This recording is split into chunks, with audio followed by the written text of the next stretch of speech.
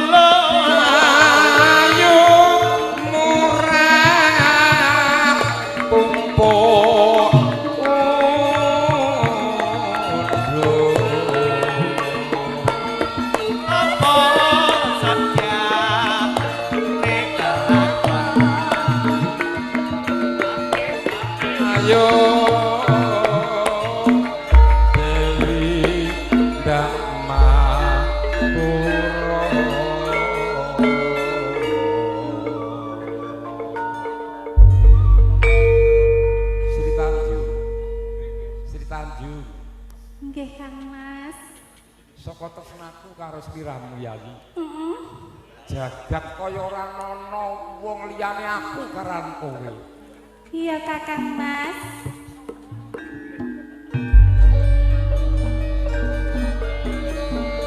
Nalika pun Kakang diaturi munggah ana sak dhuwuring gunung Telomoyo dening Prabu Sila Hadikrama pun Kakang sanggup ngupadi marang gegaman kang kanggo nguwari ruwet rentenging iki piye to iki to pramosa ngene aku ki menjumbuhkan iringan lho Lek aku kon golek emas telung ketok godo 18 keret saka tresnaku karo kowe Tanjung. Saestu Kang Mas. Nanging apa bareng aku bali marang kepatian Tanjung sing teko ndek wingi bengi ana ing dalem kepatian sapa Tanjung ngomong Kosek wong ki mbok yo nganggo sabar lho. Aku yo mikir. Lah ketoprak kok. Sak menika awang Kang Mas ingkang sowanten. Sing teko Awang. awan. Awan. Ora mung awan dhewe Tanjung. Prabu Sila Hadikrama teko ning dalem kepatian nelakke. Kowe tresna karo Prabu Sila Hadikrama. Tegese kowe nyilake janji marang prasetyaku Tanjung. Mboten Kang Mas. Kula mboten mengkhianatimu Kang Mas. Iki cangkeme ketoprak yo nek jenenge karo sing lanang Kakang Mas. Loh. Bedah menapa kula gesang menawi saya mengkhianati. Angel Mas aku ngono kuwi yo pisan. Dengkulku gak kuat ngono kuwi. Tanjung. Heeh. Kowe tresno karo Sila Adikrama. Tak lilake patimu. Sing katon apa Tanjung? Mboten Kang Mas. Kula mboten tresno kalian sinten wau? Sila Hadikrama. Goroh Tanjung. Mboten Kang Kowe Mas. goroh. Saestu kula namung tresno kalian sampeyan. Kowe wanita lelemeran. Kowe wanita kang murang trap Sila Tanjung. Mboten Kang Mas. Tanjung. Timbangane memirang ana ing dalem kepatihan. Pripun? Mati kowe Tanjung.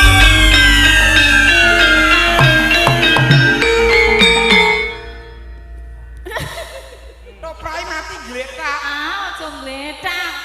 Sik, gletake aja nang kene. Aku rasa tani kok. Kene. Jenenge wong nyambut gawe iki sing totalitas. Alah.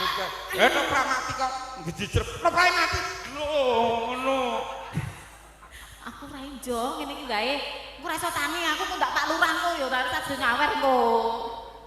Mau janjian nyawer aku sik sing anu nggo tuku sendal ngono.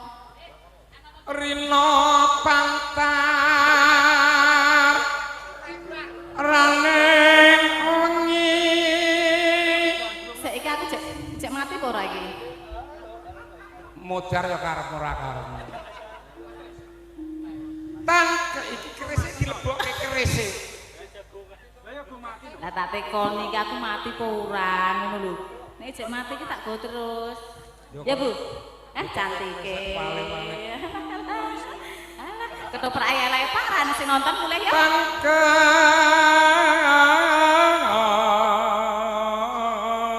Kandhap kula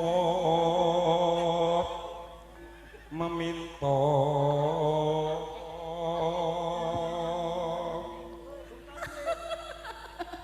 tapuk dhewe malah Kandhane aku nek gandreng karo awakmu piye. ampun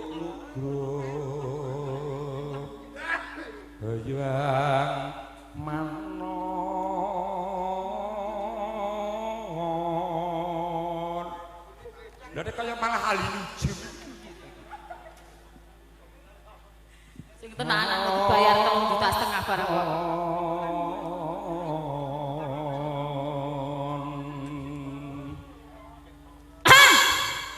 Oh, tak kaget, Pak. Oh penyanyi asu iki.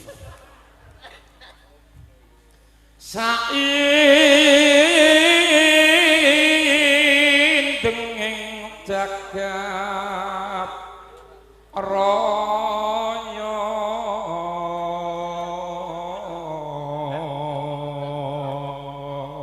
wong ayu Kesempatane aja ngono mbok sing demok sing alus. Wong ayu.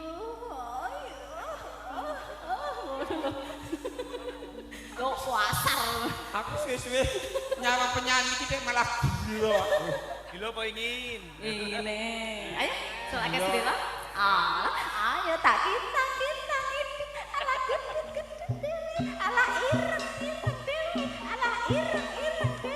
Ala elek dewe. Ala tuwek dewe. Amit-amit jabang bayi wong golek tukon beras sing gore wani kaya ngono. Kandhane. Yo. Sainding jagat kalis godhog rencana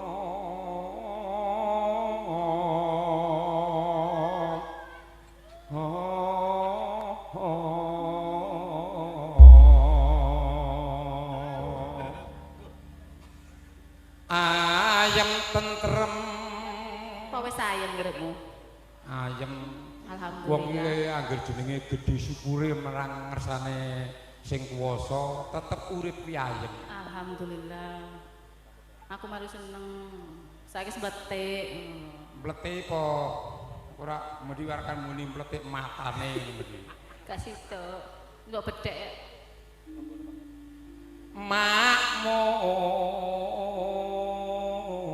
Iki dek sampean nek nyuwara kok kene metu apane iki apa kuwi jenenge? Konceng-konceng ngono kuwi. Ekspresi. Oh, ekspresi. Sengkut ambang ngunegara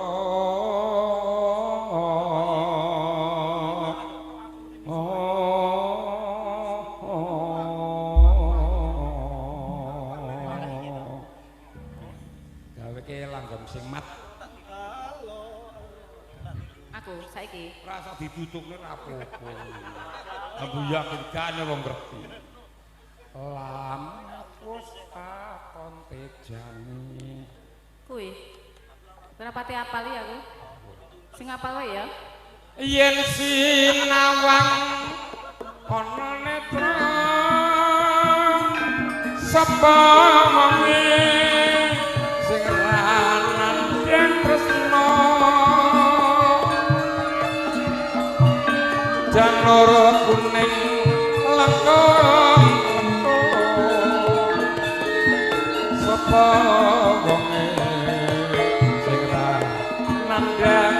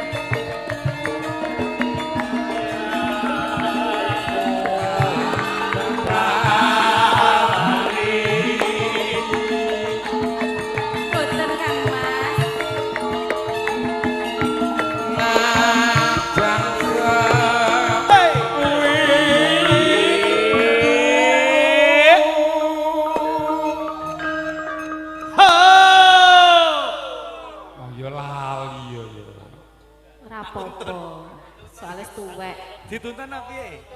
Dituntun. Dituntun kok piye sayang? Wong tembung dituntun kok sayang. Lha piye? Dituntun iki meni sing wong dituntun nganggep aku mesti tuwek banget ya. Lah nyat kok ya, kancane do mati kowe ijek kok Tresnaku bakal tak tunggu.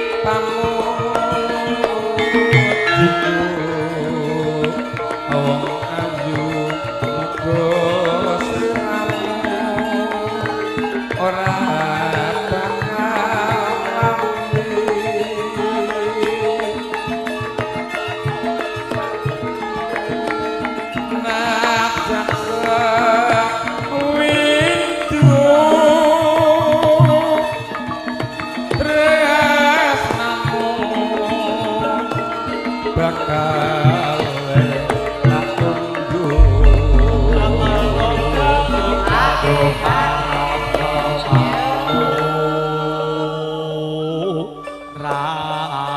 Ran sing duwe gawe Pak Suranto.